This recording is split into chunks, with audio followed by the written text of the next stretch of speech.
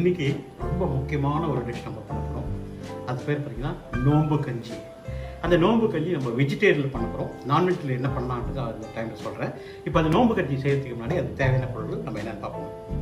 எப்படி தேவையான பொருட்கள் இது மாதிரி நான்வெஜ்ஜில் வேணும்னாங்க கொத்துக்கறி, அதாவது மட்டன் கொத்துக்கறியோ இல்லை அப்படி இல்லை சிக்கன் கொத்துக்கறியோ நீங்கள் யூஸ் பண்ணிக்கலாம். இந்த நோம்பு கஞ்சியை எப்படி செய்து பார்க்கலாம்.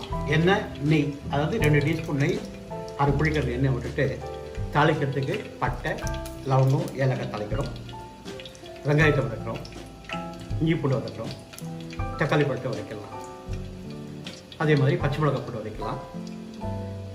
அதில் 1க்கு 6 தண்ணி நம்ம விடணும்.